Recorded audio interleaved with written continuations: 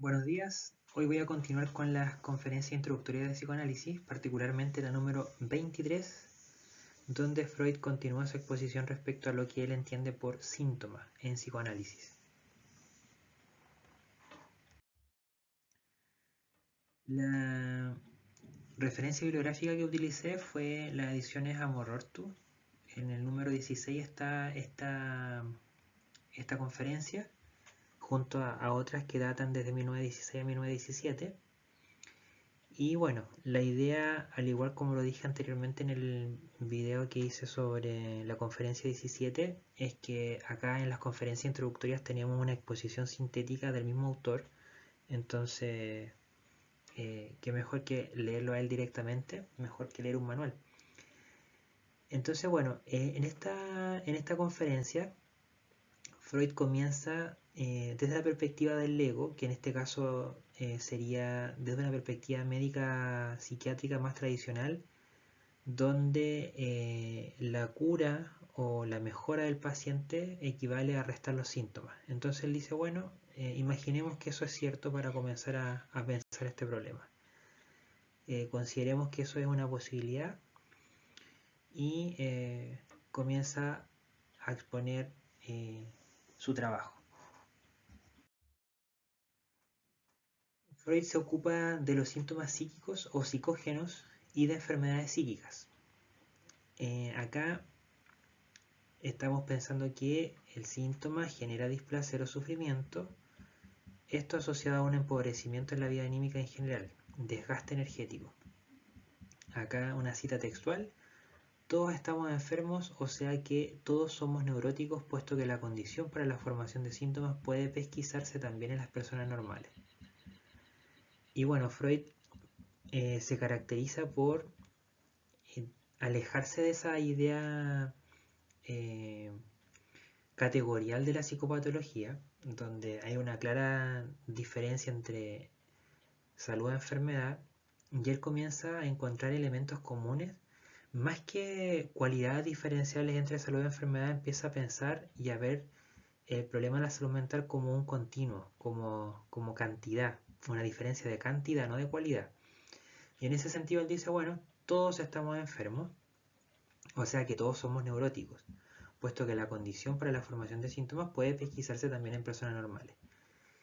¿Y cuáles son esos elementos? Lo mismo que él expone en la interpretación de los sueños, los mecanismos de desfiguración del sueño son mecanismos que posteriormente va a encontrar también en otras formaciones del inconsciente, donde va a encontrar que opera también la condensación, el desplazamiento, como por ejemplo en el síntoma. Entonces, desde ahí él puede plantear esta aseveración, que dichos mecanismos inconscientes los podemos encontrar en personas que tienen claramente una afección psíquica y también en personas normales donde no presentan un problema de salud mental grave. Formación del síntoma como compromiso. Los síntomas neuróticos son el resultado de un conflicto interno o una reconciliación entre dos fuerzas antagónicas. Y acá, para comprender la formación del síntoma como compromiso, la clave está en reconciliación de dos fuerzas antagónicas. Acá tenemos una cita textual. Es la libido insatisfecha, rechazada por la realidad, que ahora tiene que buscar otros caminos para su satisfacción. Después vamos a desglosar esto en algunos puntos del síntoma como compromiso, y el primer punto es libido insatisfecha y regresión. Cuando la realidad frustra la gratificación libidinal, se toma el camino de la regresión. La libido es cautivada por la fijación que ella ha dejado tras sí en esos lugares de su desarrollo. Y acá tenemos que recordar los aportes de la teoría del desarrollo psicosexual que hace Freud, donde la maduración psíquica pasa por distintas etapas o estadios, y acá el registro anémico, el registro de la memoria de aquellas experiencias que fueron gratificantes en el pasado, pudiera ser un refugio cuando la libido está insatisfecha y no existen las condiciones para gratificarla.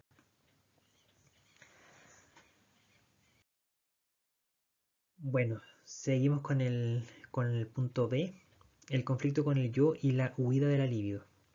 Ahora tenemos el siguiente caso. Si la regresión no entra en contradicción con el yo, puede alcanzar gratificación, pero no una normal, entrando así en el terreno de la perversión. Y esto es opuesto a la neurosis. ¿Por qué? Porque en la neurosis la función del yo sigue estando operativa, por lo tanto es capaz de enjuiciar y entrar en contradicción cuando existe una gratificación que no corresponde a la etapa del desarrollo en la que se encuentra el sujeto. Entonces en la neurosis sí existe ese conflicto, esa contradicción. En la perversión vemos que no existe regresión y no existe la contradicción con el yo, entonces estamos en otro terreno psicopatológico. Después del punto C, los síntomas y procesos inconscientes, una cita textual de Freud, las representaciones las representaciones sobre las cuales la libido transfiere ahora su energía en la calidad de investidura pertenecen al sistema del inconsciente y están sometidas a los procesos posibles, en particular la condensación y el desplazamiento. Bueno, acá esto inmediatamente nos hace recordar el trabajo del sueño, que está bien expuesto en la interpretación de los sueños, donde un mecanismo o mecanismos que se repiten y comentan bastante, como es la condensación y el desplazamiento. Freud hace una comparación entre el síntoma y el sueño. Sin embargo, hay una diferencia. En el caso del sueño, el preconsciente se ocupa más de la mantención del dormir, no así en vigilia, donde el preconsciente está operativo en la censura.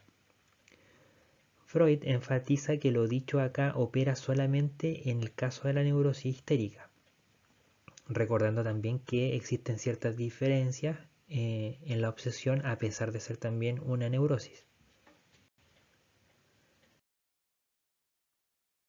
Fijaciones libidinales infantiles.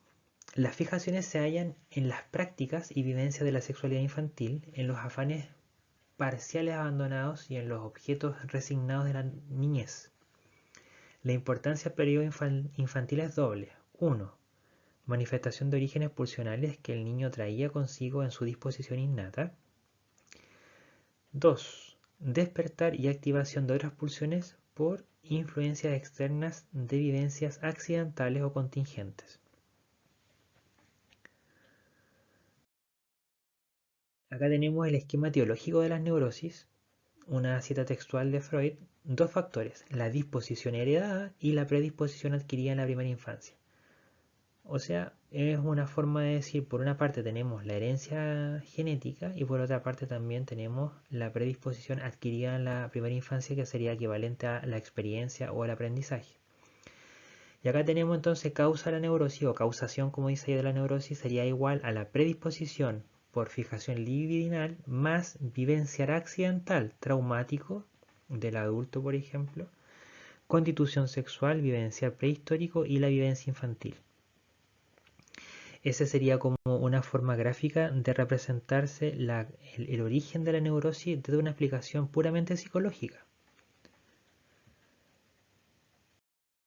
Vivencias infantiles. La importancia patógena de las vivencias infantiles ha sido reforzada en gran medida por la regresión de la libido. Igualmente, Freud agrega que las vivencias infantiles tienen importancia en sí mismo, dado que existen neurosis infantiles. Claro, o sea, no solamente tenemos neurosis en la adultez, sino que también existen neurosis en la infancia. Y existe una comparación similar a lo que ocurre entre el sueño infantil y el sueño del adulto, con la neurosis infantil y la neurosis del adulto. Tanto el sueño del adulto como la neurosis del adulto, encontramos que, dado que la organización psíquica ya está más estable, los mecanismos derivados de la represión están más operativos. Por lo tanto, la censura de ciertas representaciones que ya no pueden acceder a la conciencia, solamente podemos ver el material desfigurado apareciendo en la conciencia, no así como por ejemplo en el sueño infantil, donde el deseo es mucho más nítido expresado en el sueño infantil, es más directo. La causa de la neurosis en ocasiones recae en un peso mayor en las vivencias infantiles y otro caso recae en conflictos posteriores. Y acá tenemos una diferencia entre regresión versus las inhibiciones del desarrollo. Por una parte tenemos regresión a estadios previos y por otra parte tenemos una inhibición en el presente donde una función que estaba funcional comienza a tener alguna falla en su funcionamiento habitual. Lo que no es distinto o sea, lo que no es equivalente a hablar de regresión. Ahí nos serviría, por ejemplo, después comentar lo que trabaja Freud en otro texto llamado Inhibición, Síntoma y Angustia, donde hace la diferencia en estos conceptos, donde está la diferencia entre síntoma, por una parte, e inhibición. Hoy día estamos comentando con más detalle lo que es síntoma. Así que cuando llegue ese momento de comentar ese texto, podemos profundizar un poquito más en lo que es inhibición. Los síntomas y la satisfacción sustitutiva. Los síntomas como medio de satisfacción libidinal, ya lo dijimos, acá también tenemos un componente autoerótico en el síntoma. Todo esto pensado en términos inconscientes, por supuesto. Una cita textual de Freud. Reemplazan una modificación del mundo exterior por una interior, una acción por una adaptación. Claro, o sea que en vez de obtener la gratificación en el mundo objetivo a través de comportamientos o acciones, encontramos que la modificación es en el mundo psíquico. Eso es lo que hace el síntoma. Han comparado los mismos procesos inconscientes que contribuyen a la formación del sueño, la condensación y el desplazamiento. Cita textual de Freud. Otra más, el síntoma figura algo como cumplido, como realizado. Acá, una vez más, en términos inconscientes. O sea, cuando pensamos en la gratificación, cuando decimos que existe una gratificación, un elemento autoerótico en la sintomatología, en la conciencia, el paciente o la persona que sufre reporta malestar, sufrimiento.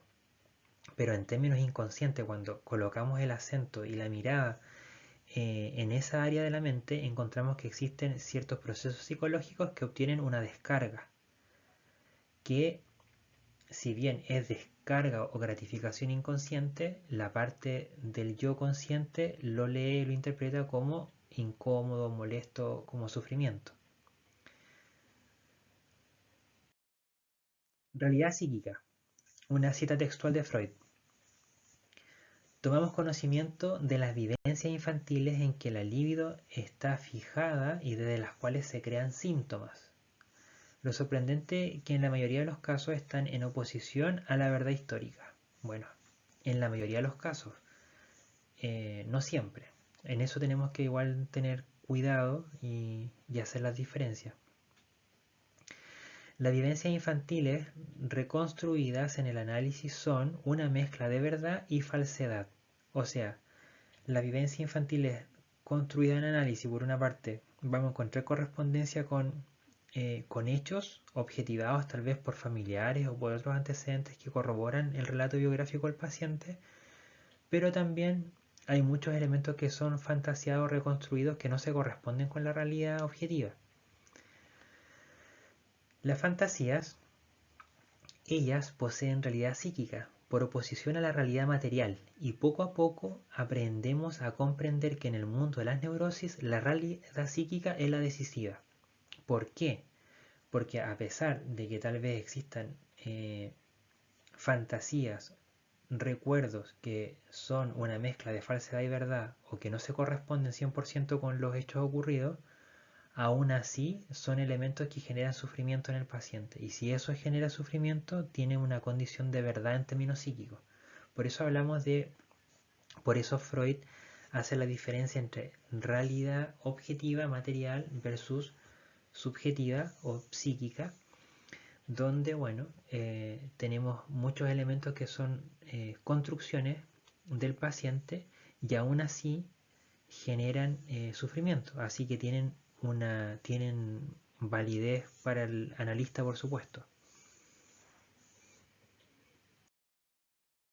Fantasía. Entre los acontecimientos que siempre retornan en la historia de los pacientes son, cita textual de Freud, la observación del comercio sexual entre los padres, la seducción por una persona adulta y la amenaza de castración.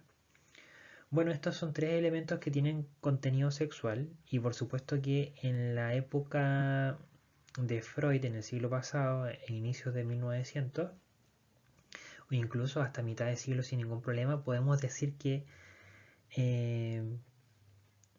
la cultura no tenía la apertura que tiene hoy día para comprender y respetar las distintas formas de vivir la sexualidad de las personas.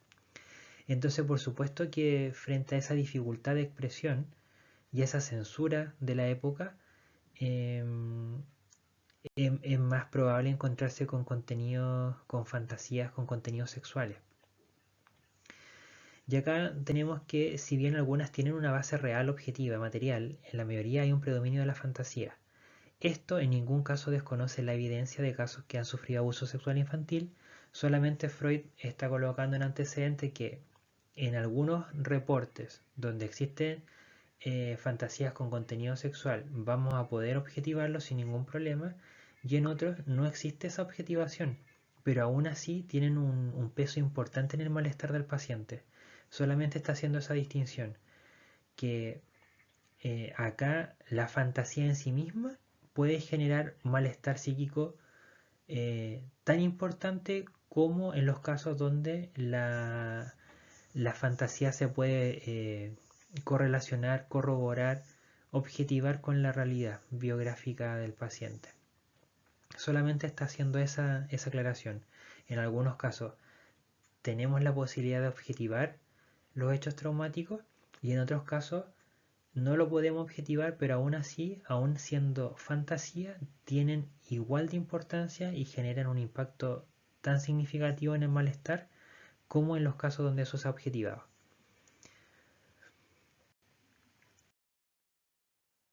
Fantasías primordiales. Freud propone que estas fantasías son fantasías primordiales y un patrimonio filogenético. Claro, las fantasías, las tres que dijimos anteriormente, con contenido claramente sexual, Freud hace una comparación o relación con fantasías primordiales, que tendrían que ver más que nada con el género humano en su totalidad, más que solamente pensando en los neuróticos. Veamos una cita textual.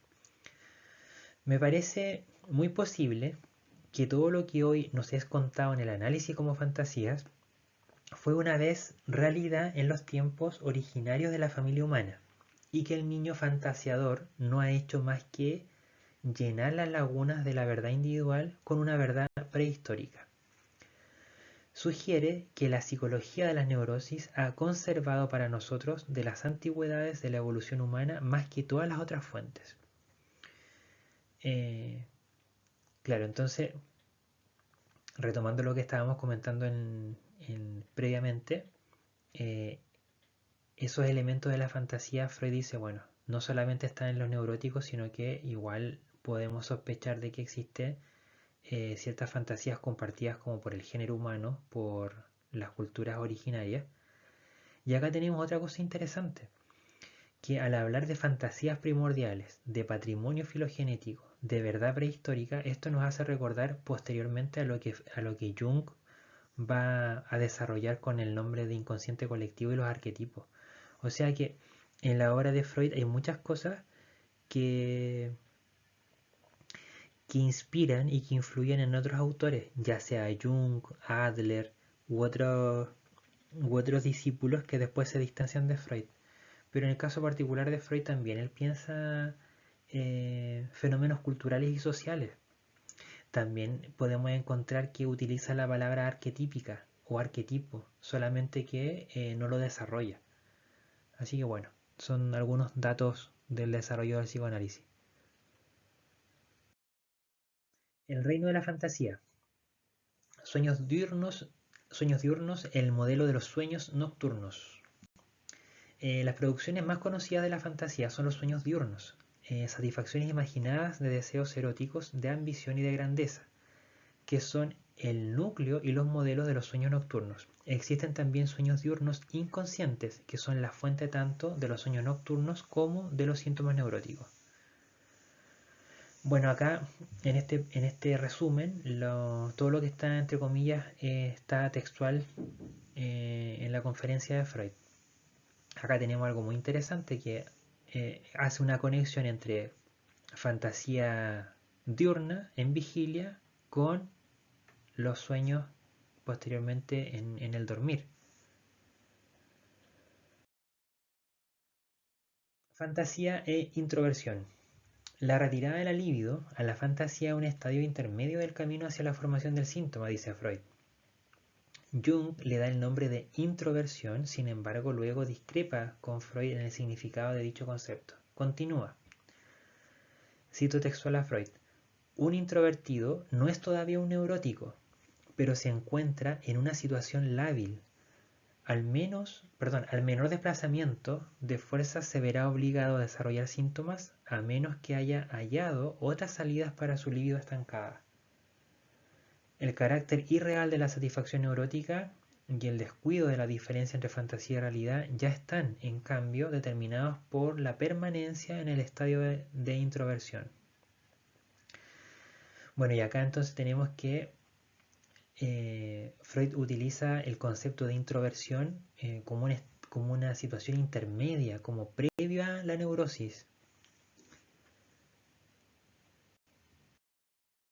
Desde el punto de vista económico, Freud hace énfasis que la comprensión etiológica de la neurosis no puede ser solo cualitativa en relación a los conflictos, sino también debe incluir un punto de vista económico.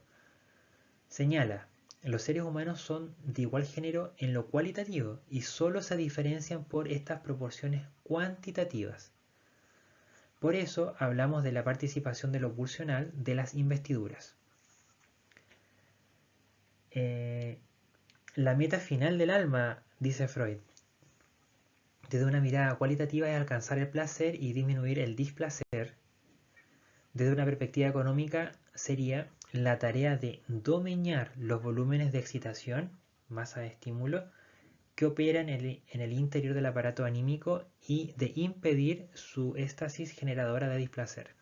Claro, o sea que acá tenemos que el exceso de excitación se traduce en más sufrimiento o displacer. Ese sería como la vertiente o la arista económica.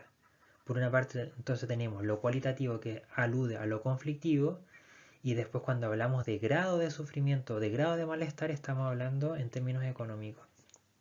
Para Freud, por supuesto. Acá lo interesante es que, si se dan cuenta, Freud utiliza lo cuantitativo no en términos numéricos, lo está pensando en términos energéticos. Como podríamos decir, es algo cuantitativo sin números, es algo muy, muy particular de Freud. Pero igual permite darnos una imagen. Recuerden que él, cuando piensa el aparato psíquico, lo piensa en términos tópicos, en términos dinámicos, que sería el conflicto, y en términos económicos, que es lo que acabamos de comentar, que es intento por mantener la excitación a raya, o sea, por permanentemente poder acceder a mantener un nivel de tensión baja.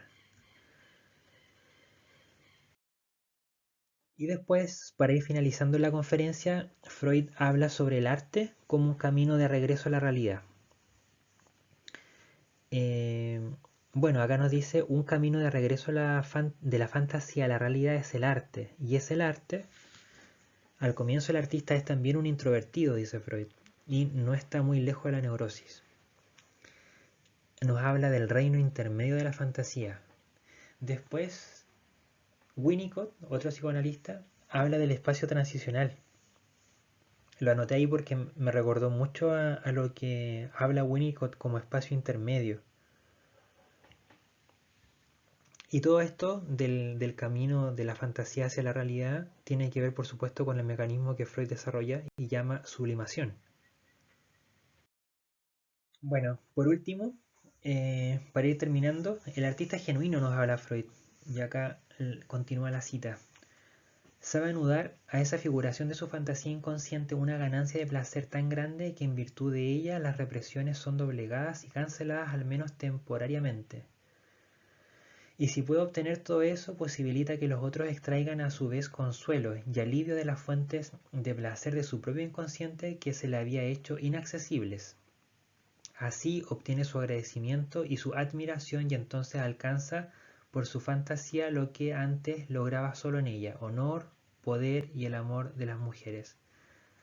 Fíjense que acá habla de elementos motivacionales como honor, poder y amor que aparecen como fin. Esto igualmente hace recordar a los desarrollos que posteriormente tiene Adler en su psicología individual, que también fue discípulo de Freud, pero después toma un camino independiente. Bueno, así que el comentario de esta conferencia la dejo hasta acá. Por supuesto que leerla de manera directa son más páginas y a más tiempo y es mucho más enriquecedor. Resumir las conferencias es complejo porque en realidad cada párrafo tiene mucho contenido importante. Siempre los textos de Freud tienen esa particularidad de que hay mucho que aprender y comentar o que discutir. Y aquí solo comparto algunas cosas que me hacen recordar a otros autores, a desarrollos posteriores. Y, y bueno, y al mismo tiempo nos permite ir haciendo consciente lo complejo de pensar la psicopatología, el sufrimiento humano, y que seguimos recién comentando solamente eh, parte de ella, que sería el síntoma neurótico. Por supuesto que esto no corre para las otras categorías o psicopatologías. Así que bueno, lo dejo hasta acá y en algunas semanas más voy a comenzar a resumir y comentar inhibición, síntoma y angustia para los que están comenzando el estudio en psicoanálisis. Así que lo dejo hasta acá.